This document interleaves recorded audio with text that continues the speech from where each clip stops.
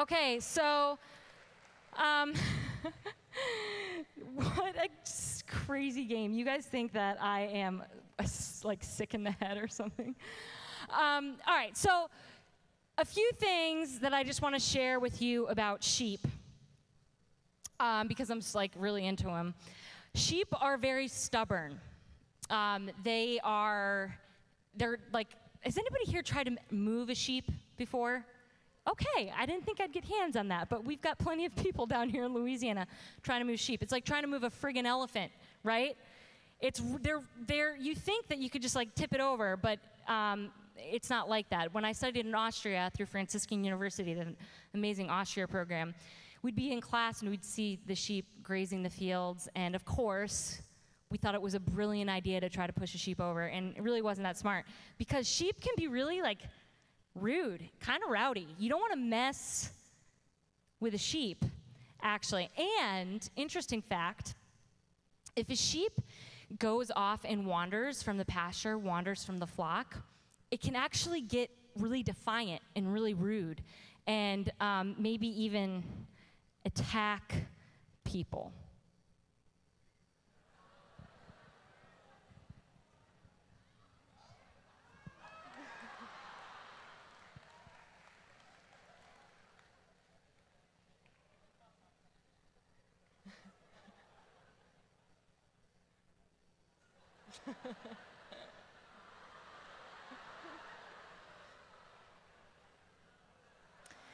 Yeah, that happened. I took that video last week when I went hiking, and you couldn't see in it because he was wet that he actually wet himself after the sheep went into the water. I'm kidding. I didn't take that video. I don't know who took it. But he kind of had it coming to him, because how do you not know that there's a giant animal behind you? Like, I don't understand. Okay, so they're stubborn, they can be rude, especially if they're away from their flock or away from the shepherd. Sheep are gorgeous animals. That's another thing that we should know about sheep.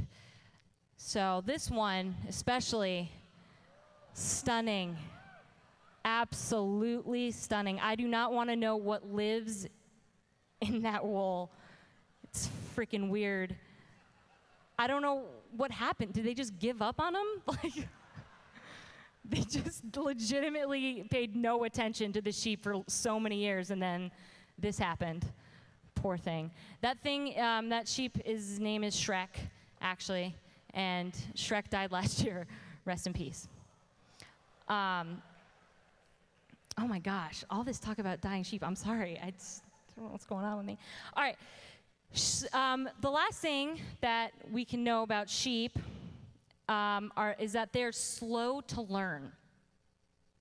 They're known as like dumb animals. They're not the most intelligent. And this is actually the animal that God refers us as, sheep. Thanks, big guy. After all that we saw here, that's a lovely portrayal of what you're comparing us to. He couldn't have like compared us to a lion or a dolphin or a honey badger. No, sheep. And he says it in John chapter 10. He says, he's trying to explain to the people that he's talking to that you are the sheep and I am the shepherd. And they're like not getting it. And so he's like going on and going on.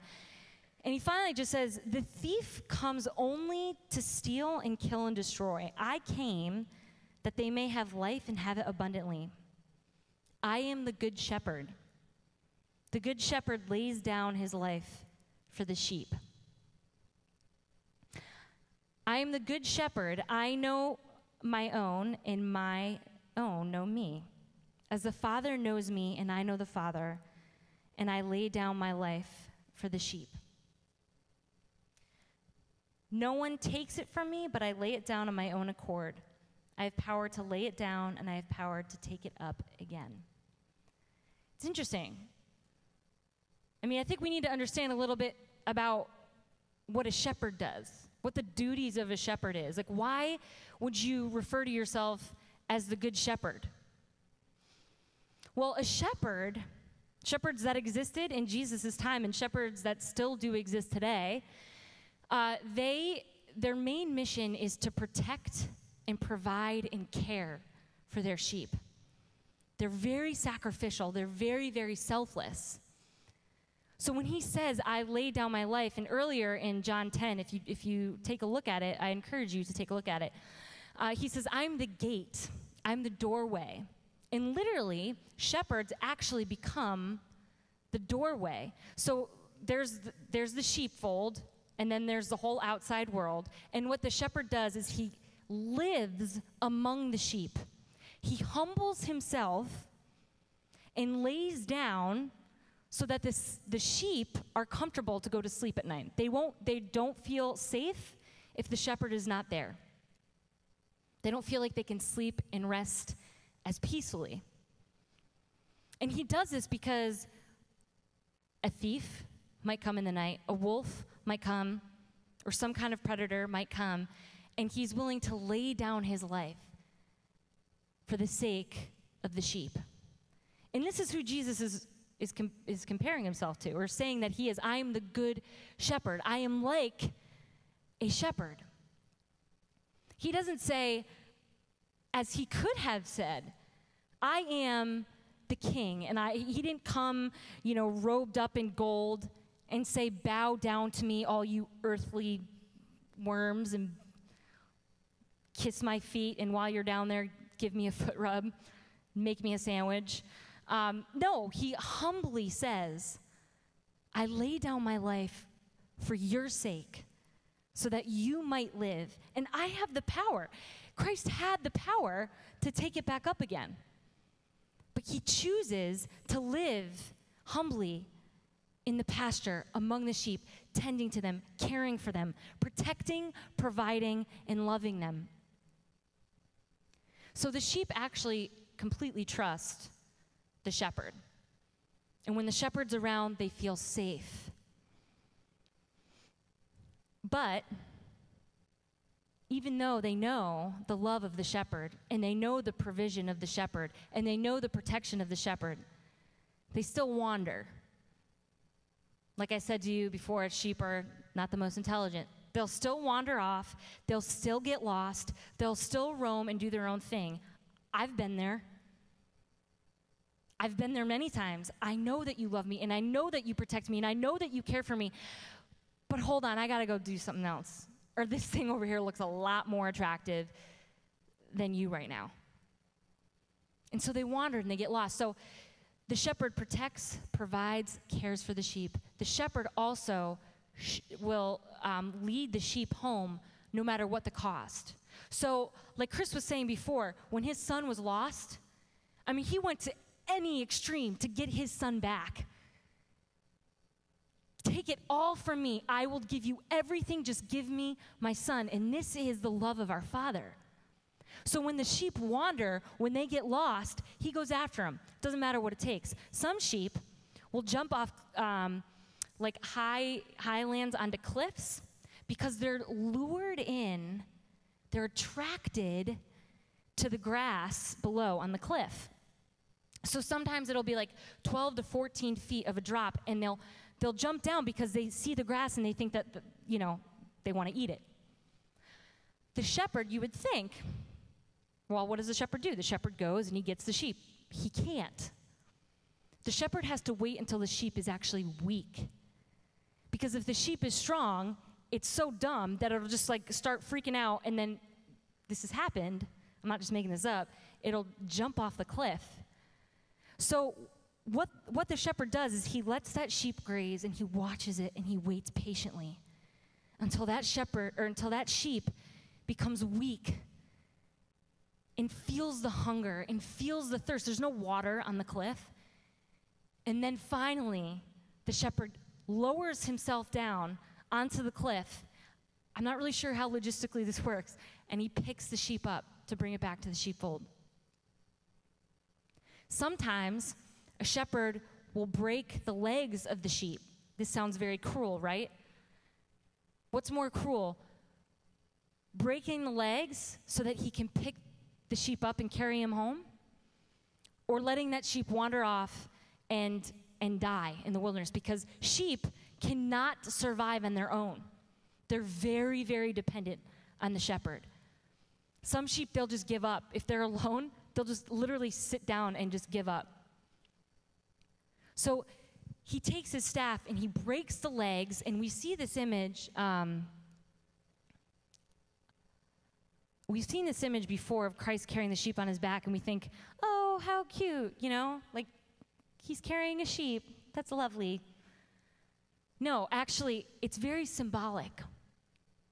So when he breaks the leg of the sheep, he has all of the other sheep in his fold, but then he will pay attention, close attention, for as long as it takes, maybe even up to months, to that one sheep until it heals.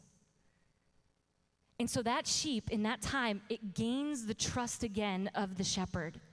It starts to know, you're not against me. You broke my legs so that you'd bring me back home, so you'd bring me back to safety, to peace. I had this happen to me recently, actually. I mean, this has happened many times before. He's had to break my legs. But recently, this year, I got involved in this relationship that was seemingly good. And I was lured in, and it wasn't, he's a wonderful man, but it wasn't God's will. I didn't have peace. I wasn't with him. And I tried forcing something that was not real. I tried forcing something that I wanted, not what he wanted. And I knew in the depths of my heart that it wasn't giving me peace, and it wasn't giving me life, and it wasn't making me more alive in who I am and who I'm created to be. But I was like, no, I want a relationship, so I'm going to date this guy. And I think that this is what's best for me, so I'm going to do it. And what happens when we do that is the pit of that peace that I'm talking to you about, or that gut, we start to ignore it. We start to numb it. It's very easy to numb it in our culture, right? We have many numbing agents in our culture and many distractions to pull us away from the voice of God. And so I jumped off that cliff, and I ate the grass, and it was awesome. And then I started to really get weak, and I was like, this is not what you've called me to. I'm trying to make this work, but this isn't your will. Finally, I cried out, God, save me. I can't believe that I'm back in this place again. I thought I was stronger than this. I thought I was smarter than this. I thought I wasn't as stubborn as this. All of the qualities of the sheep. I thought I had it all together. No, I'm weak, and I need you. And he lowered himself down. He picked me up. And you know what happened after that? I ended up breaking up with this guy, and I knew it was God's will, and that was him picking me up. He's like, all right, you ready to go back home? Are you ready? I want to take you there. We're gonna get back to where we were. And then I was like, I kind of want to go back over that cliff again. We go back to the same sins. We go back to the same things that don't give us life, that don't give us freedom. And I wanted to jump off the cliff, so what he did is he freaking broke my legs. He took his shepherd's staff and he broke my legs, and he put me over his shoulders, and he carried me back home. And you know what I did when he broke my legs? I was bitter. I was mad at him. Why are you doing this to me?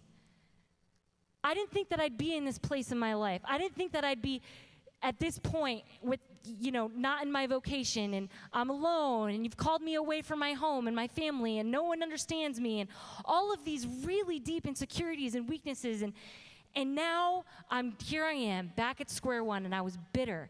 And he is so patient that he let me fight him. I can imagine a shepherd trying to break the legs of his sheep is not an easy thing. It's probably puts up a fight. And then on the way back, I'm sure that sheep is moaning and upset and frustrated at the shepherd. In 1 Corinthians, we've heard this over and over again. Love is patient. Love is kind. God is love. God is patient. God is kind. He was patient with me. And recently, in the past month or two, what has been happening is my legs, he's broken them, and he's been caring for me, and I've had this one-on-one attention with him. And he's like, Megan, I'm getting you to regain my trust again. I'm trying to get your attention here. I have something better. But I need you to regain your trust in me because I love you.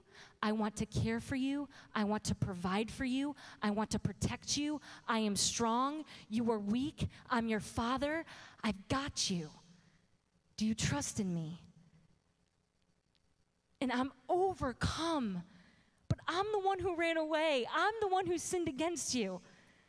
Shouldn't I be paying you back for this?